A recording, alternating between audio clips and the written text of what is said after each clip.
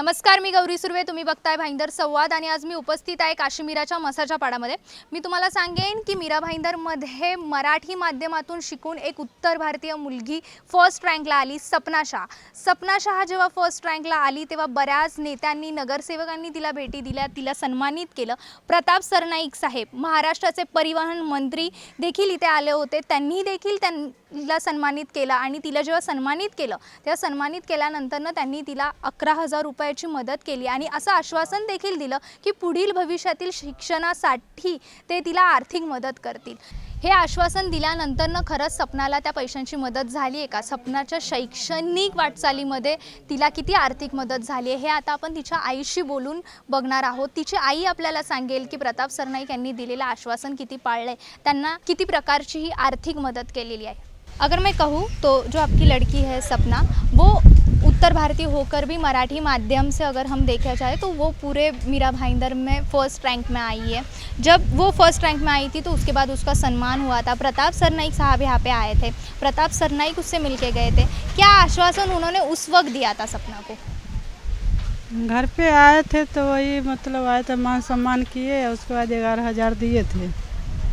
फिर बोले जो मतलब जो पढ़ाई का खर्चा आएगा ना वो मैं करूँगा. यहाँ भी बोले, वहाँ फिर ऑफिस पर बुलाए तो फिर वही बोले जो मतलब जो आएगा खर्चा मैं करूँगा. इसके लिए एक बार फ़ोन भी की तो सर बोले, इधर बोले राम शर्मा भैया जी मतलब बात करता हूँ सर से तो उधर से मैं बताता हूँ. फिर उसके बाद कुछ बताए नहीं. अगर मैं कहूँ तो प्रताप सरनाईक जब यहाँ पे आए थे तो उन्होंने जब सपना से बात की तो सपना को उन्होंने कहा कि वो सपना को आर्थिक मदद करेंगे. पर जैसे अभी आपका कहना है कि जैसे आपने उनसे बात करने की प्रयास किया या आपने जब उनसे मिलने का प्रयास किया तो अभी तक तो मतलब सरनाईक जी का आपको कोई वैसा रिस्पांस नहीं आया है. उनकी ओर से उन्होंने आश्वासन देने के बावजूद भी उन्होंने कोई मदद नहीं की है. नहीं, मदद अभी नहीं मिला है.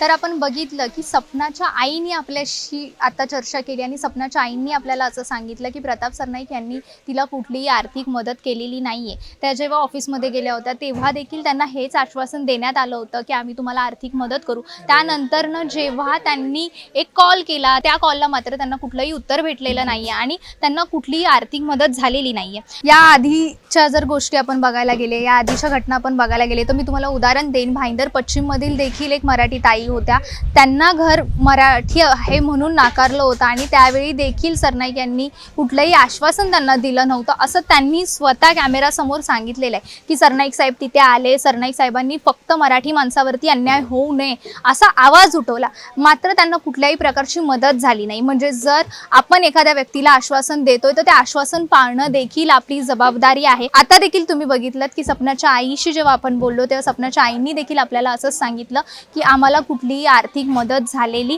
नाहीये. म्हणजे जेव्हा एखादी विद्यार्थिनी टॉप येते, मीरा भाईंदरमध्ये फर्स्ट येते, तेव्हा मात्र तुम्ही तिला सन्मानित करण्यासाठी तिच्या घरापर्यंत पोहोचता, मात्र तिला आर्थिक मदत करण्यासाठी तुम्ही तिच्या घरापर्यंत पोहोचत नाही. असं का? मीरा भाईंदरमधील अशाच तमाम बातम्यांसाठी पाहत राहा भाईंदर संवाद.